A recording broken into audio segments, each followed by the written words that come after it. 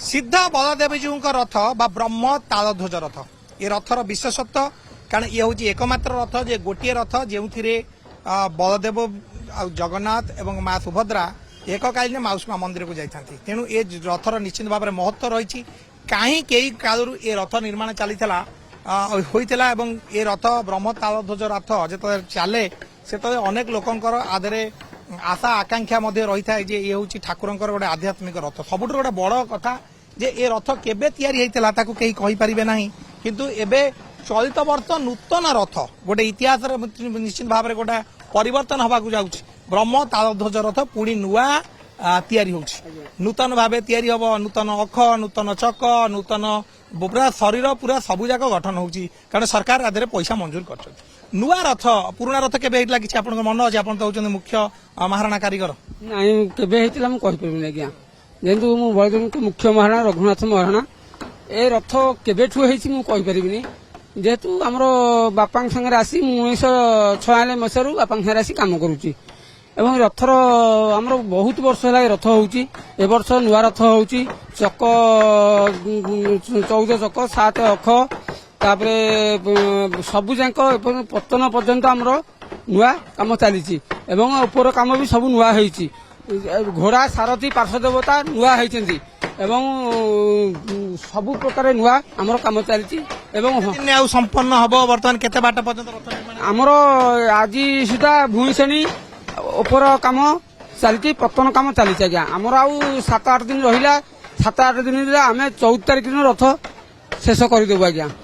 रथ संपूर्ण हम आप जो ऊपर रहे जो कपड़ा लगे ठाकुर जो पाराबाड़ी हुए ये कौ दिन संपूर्ण हम ये 14 तारिख 15 तारिख दिन कपड़ा पड़ो आज्ञा रथरे कपड़ा पड़ो 15 तारिख दिन निश्चित भाव में नुआ रथ पुणी ठाकुर एथरे तीन ठाकुर आज विराजमान करेंगे गोटे इतिहास परिवर्तन निश्चित भाव में हम जे इतिहास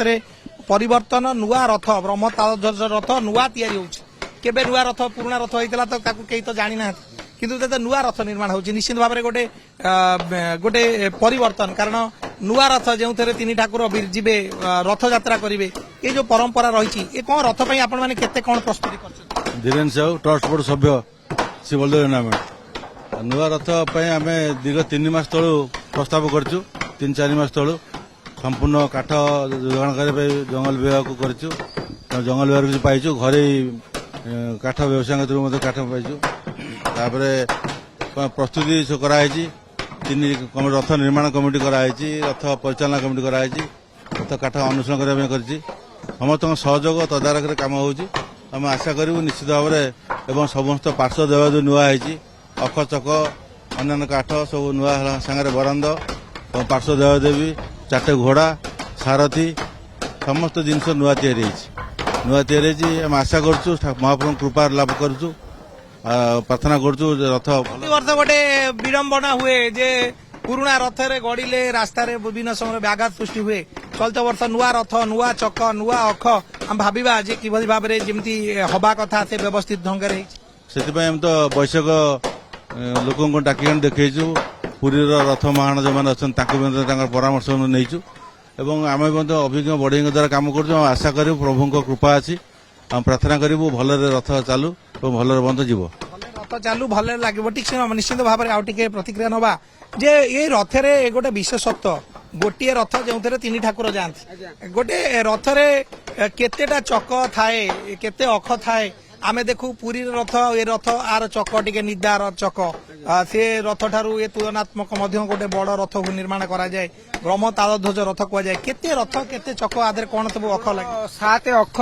14 चक 9 बरान्द 5टा होउची 8 5टा खुंटिया होउची 20टी एवं जामिन होउची 16टी तापरे छंद्रा 4टी खुंटिया होउची 64टी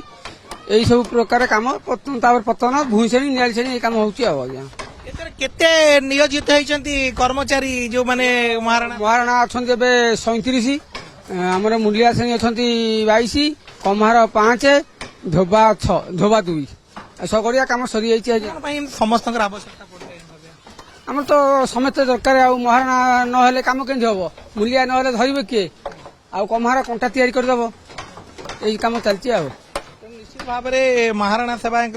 कमार सेवायत अन्य सेवायत आवश्यकता रही जिते आम ब्रह्म तालध्वज रथ एवं तो निर्माण चली ये ब्रह्म तालध्वज रथ निश्चित भाव में गोटे भिन्न रथ जो रथर गोटे विशेष आकर्षण रही है से आकर्षण भितर आम देखा जे दूर दूरांतर अनेक लोक आसती ये रथ को देखा ये जो रथर आम देखा ब्रह्म तालध्वज रथ आप आसछंती गोटे ब्रह्म तालध्वज रथ चलित वर्ष गोटे नूतन भाव में निर्माण होछि ओडिशार विभिन्न प्रांतर घोष यात्रा होची किंतु महाप्रभु पाखरे जो बड़ ठाकुर रथ यात्रा ये रथ यात्रा होची संपूर्ण भाव सर्वपुरातन कहले अत्युक्ति हम ना जेहेतु ये तालध्वज रथरे महाप्रभु विराजमान करी घोष यात्रा भक्तों गहन सामिल होता है यदि पुराण को जीवा ये हूँ सर्व